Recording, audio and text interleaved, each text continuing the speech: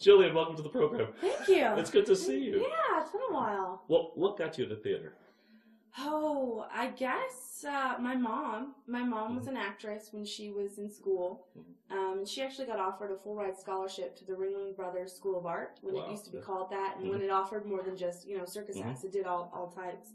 And she had some personal things that happened, and she wasn't able to do it. And so when I came along, I was immediately a drama child.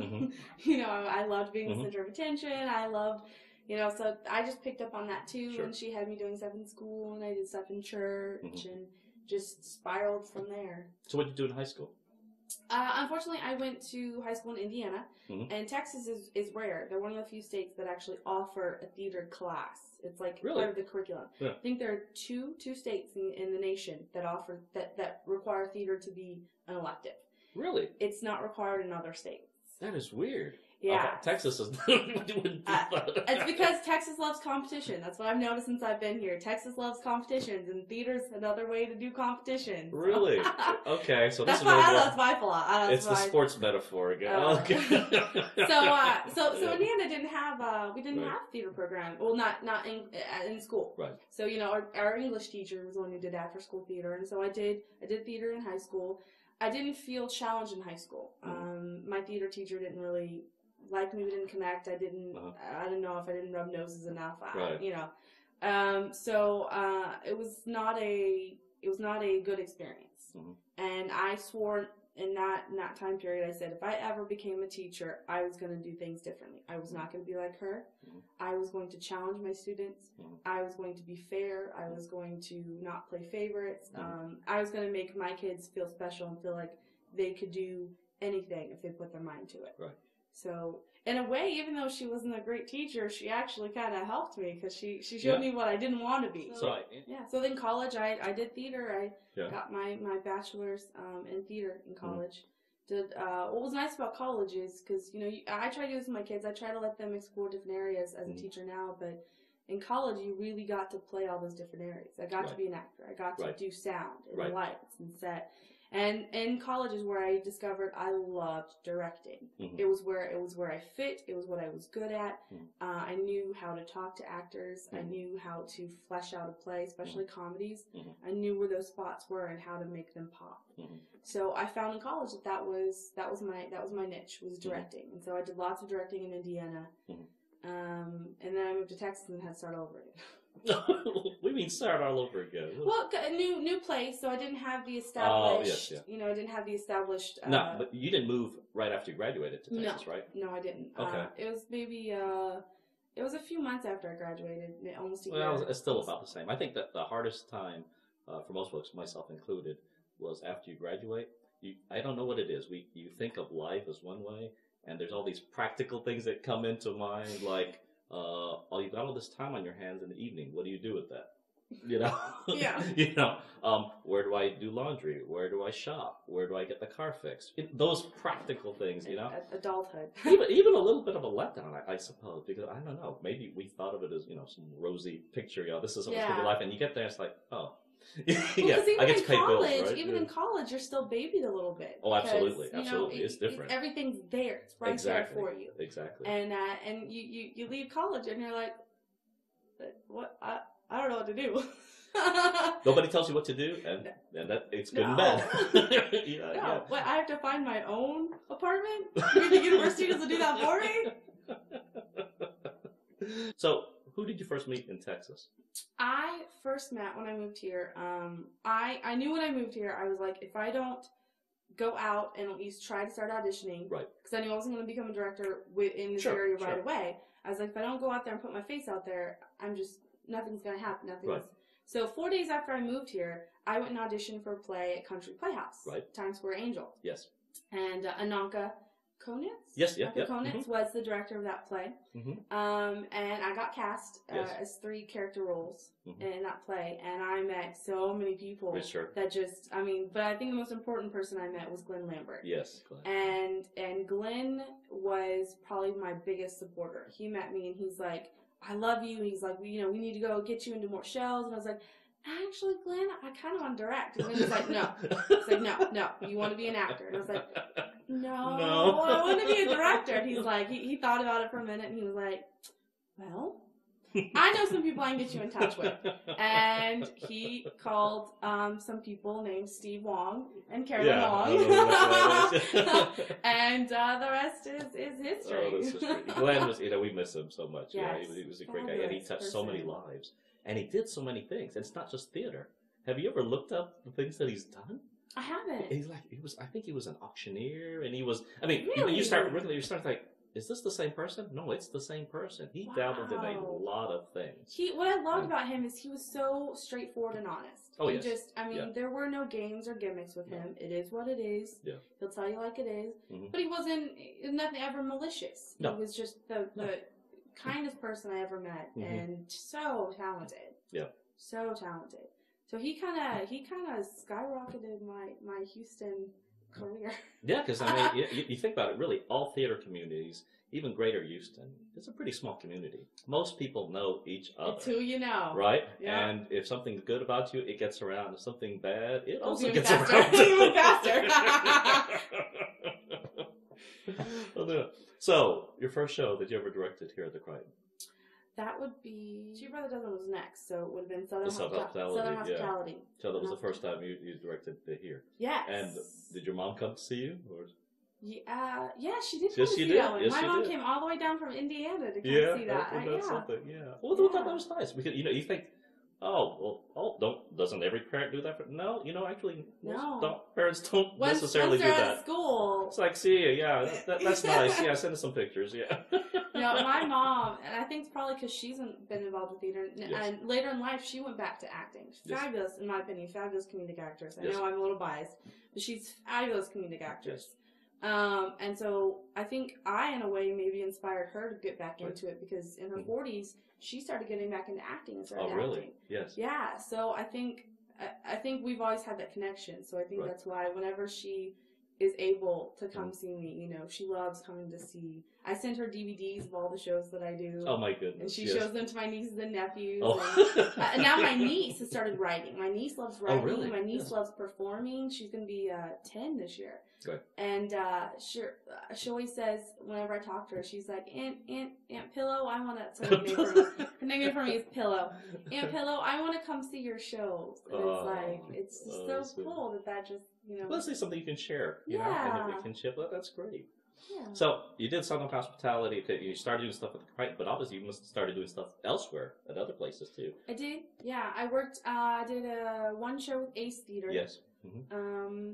I did 2 shows with Playhouse 1960. Sure. 1960, I did. Oh, sorry, that doesn't. Yeah. I did Murder on the Nile, and I did a U.S. premiere. Yes. Mixed Feelings. Mm-hmm. And then I didn't go back to Country Playhouse until I started doing their little stuff like Mad Cat. Okay. Yes. The 10 by 10s. Yes. Stuff like that, and I started going back in to do stuff with them. But I since Times Square Angel, I don't think I've actually done a show with Country Playhouse. Right. So, but I always love coming back to the Crighton. Well, we love having you back. I mean, this is where you started, but then a couple of years back, you became a teacher in theater, and obviously that takes up a lot of your time. So. It does. Well, I love doing teaching. I taught here, and I loved doing it here, and I taught at the Houston Academy, and I love doing that kind of teaching where it's specialized and it's kids who want to be there because their parents are paying for them to be there. But that doesn't pay the bills. No. Unfortunately. No, it doesn't. So I love teaching so much. I was like, well, why don't I just get my certification and teach theater? And I do. I love it. There's some things about public school that are you're gonna always have those kids in the class who are like, why am I here? I don't want to be here. Right. But I still love teaching, and so I love and now it has an actual paycheck. Yes. So I decided that's what I wanted to do. I wanted to teach and wanted to pass on. I love passing on knowledge. I mean, even when I direct, whether children or adults, I feel like I'm passing on knowledge. And absolutely. I feel like they're giving me knowledge too. Sure. And the interesting thing, my mother used to be a teacher.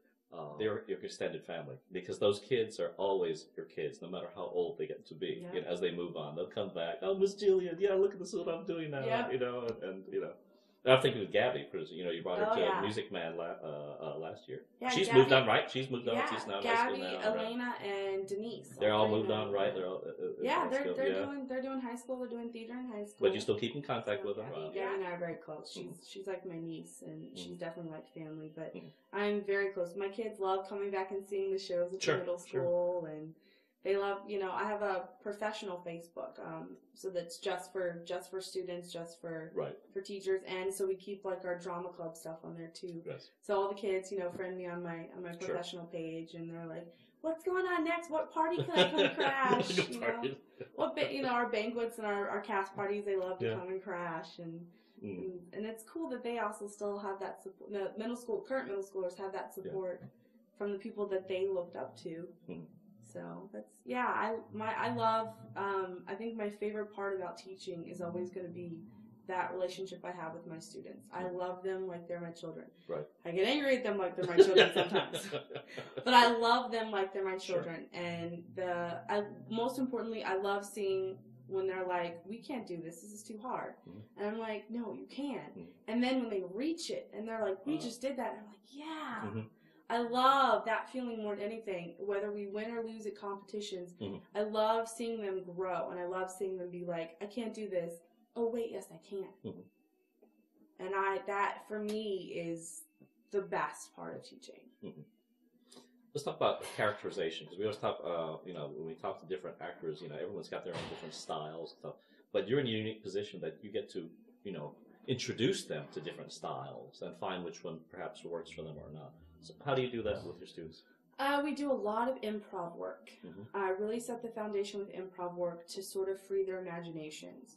Because the problem I'm seeing with a lot of students today is their imaginations are so closed up because there's so much on TV and so much with video games. It's provided, spoon-fed, yes. Yes. So it's so funny when we do improv activities and they're like, sitting there and they're like, I don't know what to do. And I'm like, yes, you do. I'm like, think. I'm like, no, think for 5 minutes. I don't have anything. Think a little bit longer. So I really lay the foundation of improv because I need to get their imaginations going and need them to realize that there's the box. Yes. And you can go outside the box. It's okay to go outside the box. So that's big. And then from there, I don't really... if I was teaching college, I'd probably go into teaching them, well, this is Stanislavski, this is Meisner, and this is Stella Adler. So we don't touch on those specifically, but we do some creative drama. Yes. We do, but also plays off the imagination. Right. And then I don't think I've ever really pushed them to the you have to be the character. Right. But I definitely, I make them do character backgrounds. Yes. So that they know their character by the end of that play, they know their character inside and out. Right. If you ask them a question, they can answer about their character immediately, whether it's in the script or not. Right. So I think that's also big that I push is creating this world for their character. Yes. Inside the play and outside the play. I love doing. What were you doing right before you came on stage? Very important. Yes. What life is going on out there so you're not like, I'm going on stage and I'm in character. It's more like I'm in character. I'm on the stage. Right. And I think so many of them, the young generation forgets that it's not. I think it's because what they see on TV. Right. So much they see all these actors and actresses that are like preparing backstage and like getting themselves in the zone, and you need to be in the zone before you go to get in the zone. Right. You have to, and so we do exercises where they have to stay their character no matter what we're doing. Once a certain part of rehearsal starts, whether we've gotten onto the stage yet or not, they're in character. Right. They are at least trying their best to portray their character in the world that character is in, and interacting with other people that way. That's probably the biggest, issue in community theater is that people come from such a wide array of backgrounds. For people that have had training, or just people that they haven't had training but they've got natural talent, to people that talent needs to be nurtured. Yes. And so, unfortunately, the vocabulary, there's certain, like you said, like to Meisner, if we already had incident in what we're talking about. That may mean nothing they to them. And so now you've got to this is what you do. if you were going back to community theater, and I don't know how you would because you're so busy, you just started a master's program, right? At Yes. U of H? Yes. So you're going to be busy for a while. 3 years. I've been busy for 3 years. But after that, I went back in community theater because I miss it so much. You know, we just talked to Melody Gray up in New York because she's got her in her 3rd year at the Actors Studio. Yeah. But she hasn't had a chance to act. She's been so busy, you know, just, you know, taking the classes Learning. and, you know, learning, and she really misses, you know, getting out there. I feel like you're never done learning. And Absolutely. I love education, for my own self as well. And I feel like if I can learn more, I think that'll help me become a better teacher. Absolutely. But I do miss, you know, being a part of community theater. And like you're saying, it's hard because, you know, I think it was the hardest for me going into teaching, especially middle school, because I was so used to older students, was, okay, I can't use this terminology because it's just going to go. Mm-hmm. So, and it's the same with community theater. I had to retrain myself. Okay, I'm not in college. I'm not talking to kids who know what I'm saying. I need to find a way. I don't want to say dumb down because they just don't have the reference. Once they get the reference, it's fine. But they just don't have the reference. Yeah, it's just so you have to explain it differently. It's actually what we're talking about in one of my classes. Actually, right now at the university is how to communicate. You know, are you communicating with someone? You know, because we're talking about critics and how critics communicate. Right. You know, and is this critic someone who's talking to a population that understands what he's saying, or is he talking to people that he needs to lay it out simple for them? So it's about communication. How can I communicate to my students what I'm trying to tell them without making them feel like babies or making them feel stupid? Right. Because at the end of the day, you want them to get it. Yeah. You know, and even I guess in that teaching environment is different from say community theater because there's some people that they don't want to get better. We've talked about that, you know, and so and that it is what it is, and you can accept that. They feel like they've hit their limit. That's right. Then there are other folks that they're perfectly open to change. You know, so let's see what we can learn from this experience. So you have not just the communication barriers, but there are also these. I really don't feel like learning, but I guess you do have students that way too. That they don't really care to learn. They're not, which is odd. Why would they pick an elective like theater if they don't want to be there? Unfortunately, theater is the dumping ground. Or they just see it as like, oh, I can get an easy A. It's usually where the counselors, at least in my school, it's usually where the counselors stuff kids that they don't know what to do with. Really? So they throw them into theater. And so I get these kids who are like, I didn't choose this elective. I don't want to be here. And I'm like, well, you're here. Right. And we're going to make it work. Yeah. And so I think that's been my biggest challenge is, okay, how do I get this kid to want to be here? Right. And not necessarily, maybe, I'm not trying to make this kid want to go to New York. I just want this kid to enjoy this class for this semester. Sure. Get something from it. Because I feel like theater is not just about teaching theater. No. You're teaching social skills, self-confidence, thinking quickly, speaking clearly, making good judgments. The list adapt to an unknown situation or unexpected situations, right? Yeah. Absolutely. The list goes on and on. Theater, the arts in general, are not just about critical thinking and different points of view. If you believe in multiple intelligences, you've got to force your brain to think in different ways to get better, right? Exactly. Whether it's music, or the arts, painting, math, whatever. But all these different things help you as a person. So that's great. Been on vacation lately? What's that? What's a vacation? What's a vacation? I don't think I remember what a vacation is. Although I told myself I am giving myself a gift when I graduate from my master's. Yes. And I'm going to go back to Ireland for even longer this time. So. Wait, longer? So when did you go first time? 4 years ago. It was after my last graduation. 4 or 5 years. Yeah, about 4 or 5 years ago. After my last graduation, it was a graduation gift that I got to go to Ireland. I went to actually just Europe in general for 3 weeks. Ireland, London, Paris. Got to see shows in London, which was cool. Oh, it is cool. Saw Avenue Q at, it wasn't the Majestic. I don't remember which theater it was at. Saw Midsummer Night's Dream in the Globe Theater. Wow. Yeah. So excited. I got cheap tickets, and then I realized what cheap tickets meant. So I stood in the cold rain for 3 hours. Loved that show.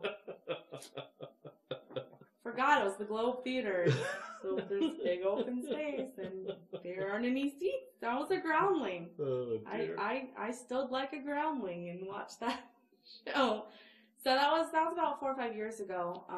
But I said I didn't get to spend as much time in Ireland as I would have wanted, and I love Ireland. I love Irish literature. I love Irish plays, playwrights, and I just love Ireland in general. So that's my gift to myself. And I'll actually also be turning 30 that year, so that's my. We didn't do it. So yeah, it's a combination. Well, that's interesting. What is different about, say, Irish writing, theater, versus American theater? What are their common themes? Yeah. Or is it really that different? Well, I think it is, and I think, it's a cultural thing. Sure. I mean, there are definitely things that we hold higher in standards than they do. Sure. I know a lot of people say that they feel like they feel like, and we talk about this a lot actually in my master's program, is the problem a lot of people have with American theater right now is they don't understand what's the purpose. What's the purpose? Why are we doing theater? It's a basic question. Why do we do theater? Why bother putting on this show? Yeah. Why bother opening this theater? Why? Essential basic question. Why do we do theater? And a lot of people feel like American theater has not quite found. Well, actually, I think we do know, but I don't know if it's related more to, say, European film and European theater. They tend to like take on weighty topics, and for American theater, it's entertainment. Yeah. Unless you're talking about black box type things, or you have to be well heeled enough that you can put on an avant-garde type show, and then it'll be be taken as a success. But except like Broadway, for instance, when the producers first came out, you never had to worry about $100 tickets before, and then after that, I don't think unless you get cheap tickets, it's 150 plus. It's easily very expensive. So putting on a show, there's a lot of risk, and again, Americans in general. I mean, look at our movies, right? Mostly, right? Look at our movies. Look at the theater. Most of it is just fluff entertainment. Nothing wrong with that, as long as you understand that. Okay, that is the core of what we want. And I admit, when I go to New York, what I see a musical.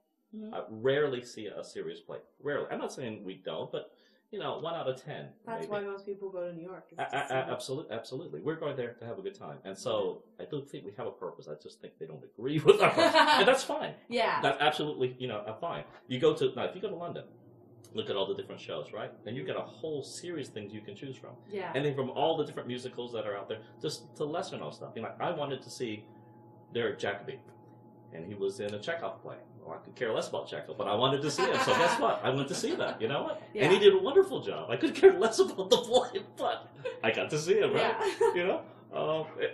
Yeah. And they're more open to that. I mean, there were kids there, and this is in the middle of the week. It's more in their culture. Theater, if it was ever part of our culture, it seemed like it's less and less. It's competing with Xboxes and our iPods and everything else that's out there. We're competing with a lot of things. Theater is having a hard time making it. It is. Well, because, you could go see a movie for $9, or absolutely, you could go see a show for 50 or more. Right.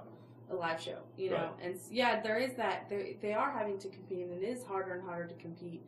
I mean, when real theater first started beginning, 1930s, 1940s, the whole Moscow Art Theater came over to New York, and it was opened everyone's eyes in New York, and all these. That's how you get the first one was it the group theater? Okay. I think Stella Adler and Harold Clurman. You got the group theater that started, and off of them you had all the other ones that started.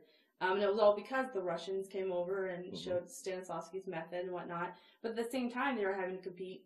The talkies were starting to come out. Yes. Mm-hmm. So there was that competition. But I think that's, you were asking what's the difference between, I guess American theater and, like, say, Irish theater. Yes. I guess the purpose is a little more definable with Irish theater in the sense that a lot of the Irish plays that you read, there's some kind of social or political or economic undertone. Yes. And like you said, most of American theater it's entertainment. Yeah, and it's the reason why we have a division, Sundance, for all the indie films versus just major Hollywood. And it's even reflected even in political discussion. Really, most Americans, even myself included, can be pretty apathetic about politics. If you go overseas, they'll know more about our national, state, and local politics than we do. In fact, that was when I would travel a lot. That was the game I would play. I would go get to be friends with the restaurateur because I didn't have nothing to do after I was done working. And then we would talk American politics. And he knew way more than I would ever know about American politics, because they follow it. Yeah. I mean, they're really into it, and they're passionate about it, and they can't understand why we aren't. It's like, why don't you care about this, Africa, same thing. Africa, they'll talk about American politics left and right. They'll probably know more about the issues than we will. That's interesting. We just don't seem to care. Because if you put on a road we saw The Best Man, which is about a political convention. And it did well, but mostly because there are people in it, right? Angela Lansbury, John Le Carre, Candace Bergen, the big names, right? Yeah. If they weren't in there, I wonder how it would do. Sad, but true, no, right? Yeah. Right? Yeah, but I mean, like, that's a good point. Because, I mean, I'm trying to remember when I was in college, I was like president of my college Democrats. I was like big, and then something happened my senior year of college, and suddenly I was like, I just don't care about politics anymore. I know. You know what? When I was in college, I'm going to vote every election. I'm going to study every issue. Yeah, forget that. I don't know what it is. Of course, nowadays, you have to take off work to go vote, and not many people want to take off work to go vote. So it's anyway. That's do you write? Yeah, I do. I've been writing. I've actually been writing since I was a child. I wouldn't call any of that genius. Yeah, but you do it because it's therapy, or do you do it, just for practice to kind of stretch those legs, or what? Was always interested in writing. Yeah. I think even more so than theater, I was really interested in writing. I wrote short stories. I started out writing short stories when I was a kid, and that developed, when I was in high school and further on. Loved short story writing, and when I got into college, I started doing playwriting. Right. And I started loving playwriting, and I found I kind of have a knack for dialogue. Right. Kind of had a really good knack for keeping dialogue consistent with characters, which I think is a big thing that people don't realize is, your characters can't all sound the same. Right. You might not be able to see it, but yeah, you have to, when you read out loud, you have to hear those different voices. Right. So I think I got a little bit of a knack for dialogue. So I haven't actually had any of my plays performed. Wait a minute. No, did you do MadCap? Did you have to write for... I did the first year I did MadCap. I wrote a play. Right. After that, I just directed. Okay. They asked me to come on board as a director, and so I just came on board as a director. So yeah, I guess MadCap was, and that was a different experience, because that was like right on the spot. I mean, you're given 24 hours. You go in at, I think, 9 p.m. at night. Right. 8 p.m. to do the preliminary talk and everything. Right. 9 p.m. we start writing. We write until like 8 in the morning. Wow. We have to turn in our script by 8 in the morning. Director comes in at 8 a.m. with actors. They distribute scripts. The actors learn the lines that all day long, and then 7 o'clock that night there's a show. Wow. All 24 hours. So that's a little different. It's a little under pressure, intense. You have all these. But I do love writing just on my own, and I've written quite a few plays, and they're all just sitting on my hard drive.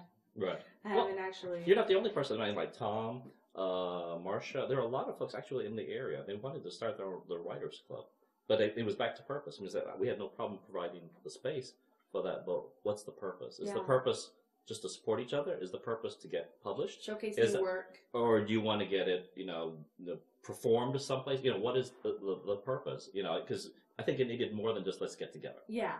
Right. And that's fine. They said once you guys figure that out, hey, do whatever you want to. We've got a space that's not being used. Go ahead and do that. So I know, but sometimes it's just therapeutic just to be able to write. It is when I have time. Yeah. But that's interesting that you put even putting together a writing group with a purpose. Yes. And I read an article not too long ago, and it said the title of the article was "Please Don't Start a Theater." And it was all about, and really by the end of the article, it wasn't actually telling you don't start a theater. It was telling you just to be a little more knowledgeable. Think about it. Yes. Yeah. And to have a purpose when starting a theater. Yes. Because so many people nowadays just try to start a theater. Oh, there's plenty. Yeah. And a lot of them crash and burn because they don't have a purpose, or they don't have. And so the big popular thing nowadays is this kind of case by case kind of thing, where just this group of people says, we want to put on this play. Yeah. Let's just get together, put on this play, find a venue, do it. When the play's done, they disperse. That's it. They're done. Yeah. There's no commitment. There's no right. Okay, we have to do bylaws, and we have to do this and that, So the article just went on to talk about the different type of theaters that are out there that come together, break apart, or that come together and float. Where you get a group kind of like I think it's SRO. Houston. Is that SRO? Standing room only. Basically, the productions pretty much anywhere that needs a production. I think they actually have two versions of it. One is a for-profit, one's a non-profit. But again, you got a hole in your schedule. You need a production. Hey, we'll fill it for you. Or you just need actors. Fine, we'll fill that for you. Or, So and they do it at different venues. I guess one's the Obsidian. I know they're doing Avenue Q at the Playhouse, co-produced with Playhouse, of course. So they've done other.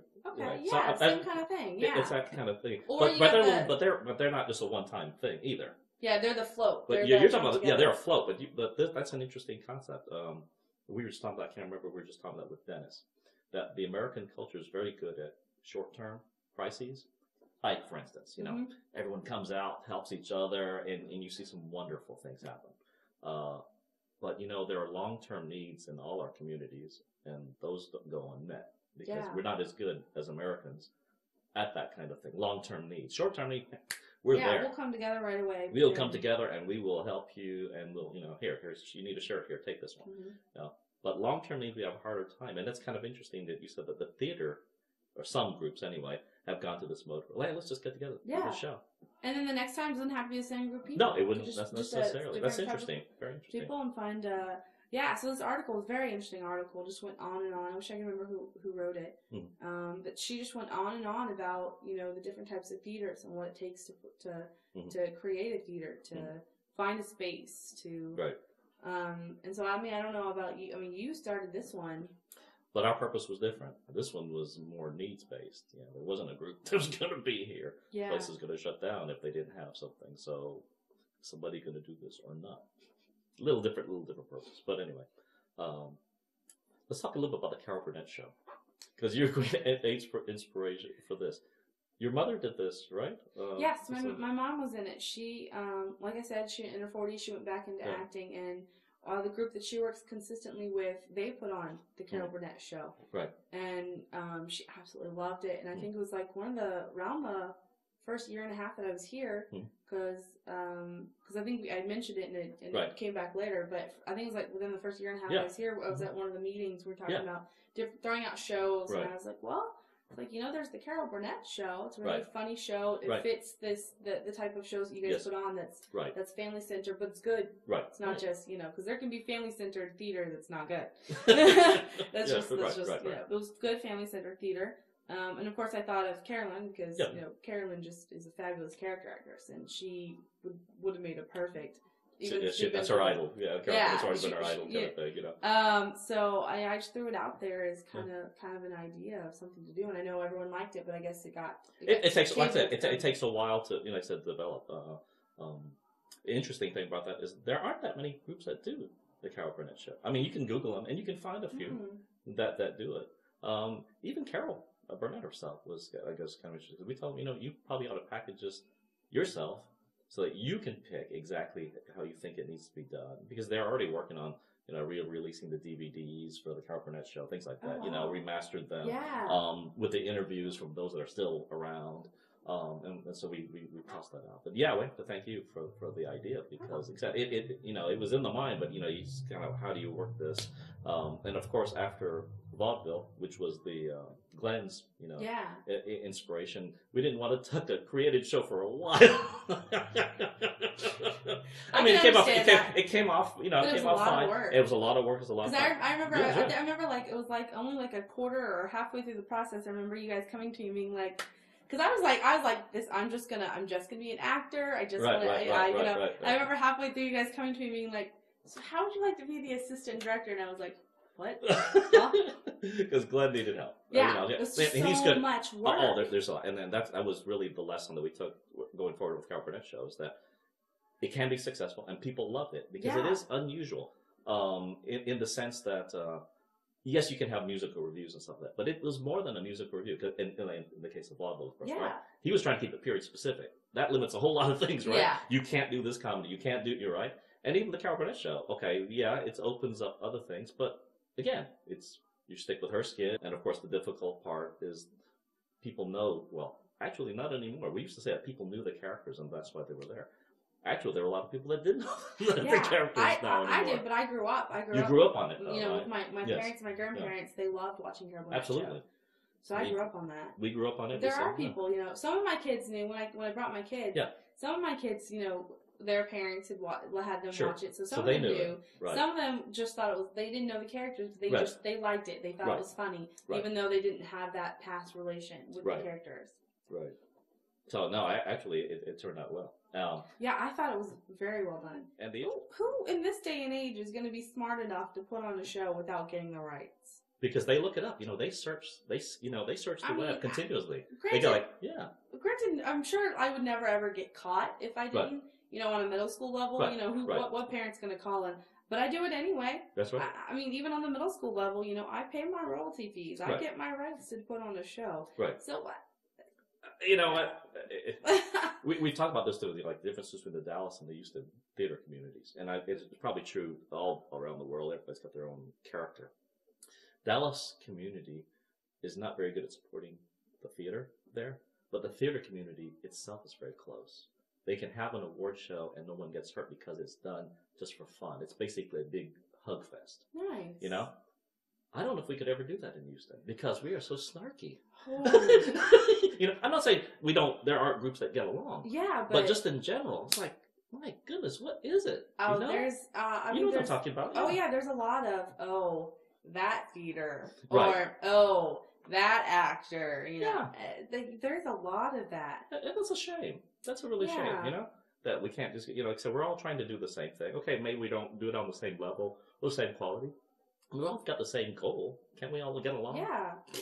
That's one thing in UIL, I was new to UIL because, you know, in college we have something called ACTF. Yes. But in high school or middle school for me, like I didn't grow up with those kind of things. So coming here to Texas, UIL is a whole new ballgame, you know, for me. And my biggest issue with UIL, and I try so hard to push this down with my kids, is that sense of competition is good. I won't deny that competition is good. Competition is no longer good if that's the only reason you're doing theater is for competition. Right. And my kids, I try so hard, you know, because we have put on really good shows at UIL and we haven't won yet. We're a new school. I know that's part of it, you know, but I don't know how to get into their heads so they don't feel so defeated that, you know, take this as experience. Yes. You get feedback from the judge. They tell you, you know, take this as experience. You get to spend a whole day with a bunch of other kids from other schools. It's fun. It should be a fun learning experience, whether you win or not. And it's so hard because in this day and age, especially, kids are so... They're kind of taught that it's all about winning. It's all about winning. It's and competition. The awards and that's, you know, that's hard even for us adults. How do you get that right feedback? For instance, you know, I've gotten to the point where I'm not even sure I really care for critics anymore. And it's not that I don't want to be criticized. I mean, nobody likes to be criticized. Okay? Yeah. Don't get me wrong. It's more about what's their aim and what do I really need to take from it. Because, you know, as young students that you have, they haven't learned yet to filter stuff. Well, maybe as adults we haven't figured out how to filter out. What should I really take from this? Yes. Okay. You were hurt. Okay, they say something about you. What do I save? What do I throw away? And what do I throw away? Like this really doesn't apply to me. I can take this and use it for the next experience where. Nah, don't worry about it. That's the other thing we've talked about in my class about critics is, you know, there's also that factor of how much cultural capital do they actually have? Meaning, what makes them so qualified to talk about theater? Yes. Because you get so many critics nowadays who will go see a show and who have no experience in theater. Yeah. How do they have any collateral? Right. To say something about a show if they don't even have but then you get those critics who have been steeped in theater and who have been, but there is that factor of, okay, well, how much information does this person actually have? Yes. Or even how much influence. Yeah. How much influence, how much should I take away from it? Because like I said, at the end of the day, you know, community theater, it should be a learning experience for everyone. Now, whether you want to learn anything is a different story, but it should be a learning experience. Yes, and it should be subjective. But if it's in a newspaper, we think it's objective. Written. Hey, it's written. It's fact. It's written. So it doesn't matter if it's on the opinion page. Even if it's on the opinion page, if you've got that big name with the fancy byline and it says all this stuff and it says, well, throws out all these fancy words of why they didn't like this play, any Joe Schmo on the street who reads that is going to say, oh, this is a fact, this is objective. Right. When really, there's that unspoken, in my opinion. Yeah. Well, it's kind of interesting, you know, and maybe that's why Facebook, or part of why Facebook is being so successful, because what we've found is that, and maybe it's been true for a long time, but especially where we are in community theater and in Conroe, that people value other friends' opinions more than that critics, right? So Facebook, right? I think that's why they value so much. If I like something and your friend likes something, well, you know, maybe we have something in common, and maybe it's okay. Because just the feedback, just from from patrons and stuff, telling other people to come. That's been our greatest. The word of mouth is incredible. And so the power of the critic, I really think, is, if it hasn't already gone, it's always a long time ago. Because people have a chance, and especially like Facebook, right? People can make their opinion known, but not just to their friend, but to hundreds of friends, right? Oh, yeah. Saw such and such this weekend. Great show. Really loved it, you know. That's 50 likes. Saw such and such this weekend. Don't go see it. And that is the whole social network. Absolutely. I mean, Facebook, Twitter, yeah. Even the picture ones, Instagram and Pinterest, and no one really uses MySpace anymore. But MySpace used to be the big thing, and there's like so many out there. You could go on and on. There's so many different. Yeah, I mean, there's so much information out there right now. Right. Well, it's back to filtering, right? We have to. Now we're all lawyers in the sense that we have to filter this information. What's useful? What's not? What's truthful? Which is a more difficult thing to come by. What's not? What do I take away? What do I do with it? What's opinion? What's fact? Right. Just look at Wikipedia. People use Wikipedia like it's fact, and they don't realize that anybody can go on there and edit those pages on Wikipedia. That is not fact at all. Right. It could be, but you don't know. But I mean, it's just so funny because people are like, oh no, I read it on Wikipedia, and I want to be like. Well, it's written. It's written. It's exactly, if they see a newspaper, it's called a newspaper. They assume news. They assume it's true. It's even newspapers gotten that way too. It's gotten very much more entertainment oriented, and so, like I said, they don't necessarily get their facts right either. Now, hopefully, that's their profession. They do get it right. But just the bread and the bulk of the work, that's not necessarily true. You have to be able to discern for yourself. Well, and nowadays for newspapers, all they have to do is go look up on Wikipedia what they want to say.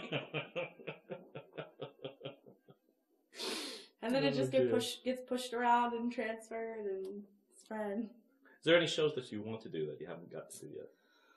Oh, I would love, as an actor actually, I've always wanted to play Mrs. Clackett in Noise Oh, yeah, Noise is Up, yes. It's my dream role. My other dream role is Miss Hannigan and Annie, which we did Annie. Yes. I didn't get Miss Hannigan.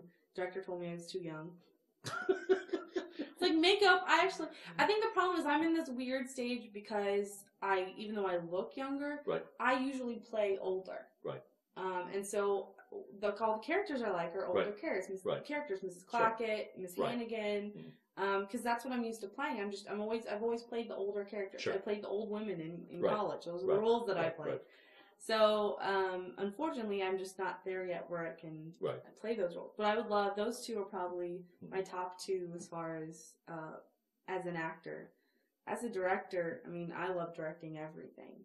So, I do have to say, more so, I love doing the more abstract work. Even with my kids, I love doing kind of abstract plays. Because I think it just opens our imagination up. It opens my own imagination up. Okay, this isn't just a simple, they enter here and exit here. What else can I do with this play with my kids?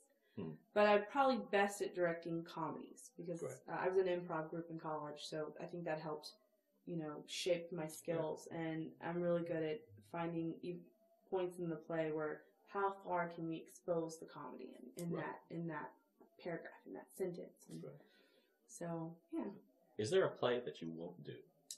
Either as an actor or as a director? Oh. Or a class of plays or that you just won't do? I think someone else said it earlier. If I don't feel comfortable, if anything makes me uncomfortable. So I probably would never do a play, but I don't know where that level would be for me. With my kids, you know, I love reaching the stars. So I've done Shakespeare with my kids. Yes. You know, people are like, Shakespeare with middle school? That's crazy. Yeah. But, you know, I was like, why not? Why not? Right. I was educated on Shakespeare when I was a child. I Right. love Shakespeare. Love Shakespeare. And done properly, it's hilarious. Yeah. Or if you do the comedy. No, and they did a fantastic job, and they were so good, and I had parents being like, you know, so I don't like putting limits, because I feel like, you know, I think instead of, you know, what shouldn't I do, what can't I do? Right. But I guess as a director, I don't know if I would ever do a play that really somehow shook any of my personal beliefs or shook any. Right. I don't know if there's anything out there. I mean, I could still be much well versed than I am right now, so I'm always trying to read more plays. I don't know if I'd ever do Chekhov, but it's not because of anything in the material. It's just because Chekhov is. I'm gonna get struck by lightning, but Chekhov is boring to me. I'm gonna get struck by lightning because I have to do Chekhov for my master's program. We have to you read them, and we have to go when we go to Chicago this month. Right. We're going to Chicago to intern at the Steppenwolf for a week. Which I'm like, oh my goodness! Because we're going to Steppenwolf, which is like my dream theater. Because you know, I grew up near Chicago. I went to school near Chicago, so of course you know I loved all the theaters there. But Steppenwolf is like my dream theater. So when I found out Gary Sinise's place, right? Yeah. So when I found out that like that's where we're interning, because each summer we do an intern somewhere. Mm-hmm. When I found out that's where we're interning, I was like, oh my goodness! I was so excited. We want pictures, yeah. So I get to go to, but they're doing The Three Sisters by Chekhov and Steppenwolf, so we have to go see it. And I feel bad because I feel like I'm breaking some kind of theater written in stone that you don't hate Chekhov. But I've never been able to get into Chekhov, so I don't think I would ever do Chekhov, because I'd be like, as a director, I'd be like, I would have no investment in it, because you know, and as an actor, I would have no investment in it. So, probably, yeah. Well, let's talk about characterization a little bit. Do you have a particular style or technique that you prefer as an actor to get inside a character? When I'm preparing for a role, I definitely try to keep as much as possible my mind in the world of the character. I try to think. I love Stanislavski's Magic If. Mm. You know, if I were Hamlet, how would I feel if I saw my dead father? Mm. You know, if this, if that. And I think that lets you into the world, but it still keeps you a little separated, so that you're not like so into it that you lose so many. I think sometimes if you're trying too hard to be into the character, you lose a little bit of the technique. You lose a little bit of the and you know, there's all these different things you have to think of at once. You know, okay, I have to act without acting, and I have to remember my lines, but at the same time I have to remember my blocking, but I have to make sure it looks natural. Hit your marks, that's right. I have to make sure it sounds like I'm not actually thinking the line ahead. Right. So I think my biggest thing when I'm getting into a character is, you know, gotta learn those lines right away. It's the biggest thing I teach my kids. Is if you can get off book as quick as possible, you have everything in front of you. Yes. You can experiment as much as you want once you get off that book. Right. So I try my best to get off book, and then from there I like to explore different things. You know, what is my character feeling? I definitely love, even as myself, I think of that, okay, what just happened? Right. What has just happened that is influencing what I'm saying now? Like, one of the monologues I'm doing for class is Blanche's monologue from Brighton Beach Memoirs. Okay. And it's the monologue where she's having this discussion with her daughter because everyone has just been angry at her and has just been yelling at her for all these different things, and she can't do anything right. Her sister's angry at her, and her daughter's angry at her, and she actually has this mix of, you know, I don't want these people to be angry at me, but at the same time, I'm tired of being a doormat. Right. She even says that, you know, I don't want to be a doormat anymore. Mm-hmm. So I try to look at the subtext. You know, this is what I'm saying. What is my character actually feeling right now? Yes. And how can I create contrast? Because I think with characters so often is we think, okay, I'm angry in this monologue, so I'm going to be angry the whole entire time I'm doing this monologue, and I'm going to show you how angry I am, and this is the only way I know how to be angry. Right. And they forget that all humans have this battle. There's always this battle of two different things inside us. Yes, I'm sad and I want to cry, but I don't want to cry in front of you. Right. You know? And so I'm trying to hold back the crying. Or I'm angry, but I don't want to get too angry because that's going to make me look bad. Right. So there's this contrast, and I think that's the biggest thing that young actors don't realize is how to create that contrast. Right. They think, oh, I'm sad, I have to be down here the whole time. Or, oh, I'm angry, I have to be up here the whole time. They don't realize and so one of my biggest things I teach is the 5 rhythms, because it shows them, okay, I don't have to be one rhythm the whole entire time. And so I try to do that as an actor. Okay, how many different rhythms can I implore on this character in this given time? Again, this is back to the characterization. It would be nice if people did that in community theater. And again, it's back to styles, right? I mean, people, you know, like I said, you have people from all different backgrounds. You know, they've never done this before. Oh, they have notions. I mean, we were just talking to Dennis O'Connor, and he was talking about people came into an audition with blocking already in their mind. Okay, so and he likes to focus on lines, right? Yeah. Because that's right now. So he's working on his line, and there's a person that he's supposed to be interacting with that's going someplace, and like, where are you going? and that's why I like I don't know if you know anything about the 5 rhythms. Yeah. It's a system created by Gabrielle Roth in the 1960s, and it wasn't really even for theater. I think originally. Really? I think it was for just for people to be free, for people to let go, to and it's a dance thing. There's 5 different rhythms, and you dance to how the music makes you feel. Yeah. And usually it's all 5 rhythms done together. It's called a wave, and it's done for like 45 minutes to 90 minutes straight, no stopping. Right. I, of course, with my kids, we do like 15, 20 minutes, no stopping, which even by then they're that's like... That's a lot. Right. But what I like about the 5 rhythms is how well you can apply that to theater, and how well you can apply that to someone who isn't necessarily experienced. Because it's 5 basic rhythms that I think everyone can relate to. Flow. Most people know what flow is. Staccato. Most people know what staccato is. If they don't, you know, you can just sharp to the point. Chaos, lyrical, and stillness. 5 basic things people can relate to. And you can relate it with music, so that if they can't get it through the words, they can get it, okay, think about this music, how's that? And then you can apply that to their characters. Okay, so in this monologue, your character is very angry. What rhythms can they use? Well, they can use chaos, but they can also use staccato. You know, that's sharp to the point. But they can also use stillness. Right.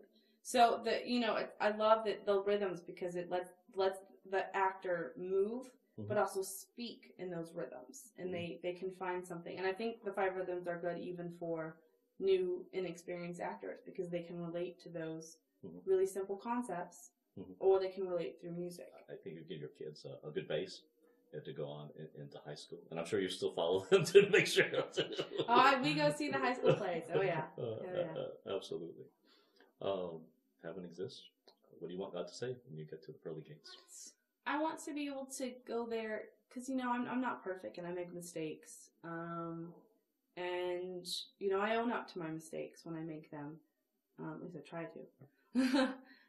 So I think when I get there, it would be nice if God could say, "You done okay. You done okay." I think that would be enough for him to be like, okay. And Glenn will probably be there. He'll give you a big bear hug. Yeah. It just reminds me of the movie Babe. Yes. That'll do pig. That'll do pig. You know, you're not the other one who said that. Who was that? Crystal mentioned that too. That's I mean, 'cause I think that's what, on some basic levels, we all want to know that we tried our best, and that was enough. Yes. Cool. Well, thanks for being with us, and I'm sure we'll be back more to hear about your travel to Chicago and some other things. Yes, too. I'll send pictures of Steppenwolf. I'm so excited. I'm only going to be there for a little bit, though, so it's going to be like a tease. I'm going to be like, no, I want more. That'd be great.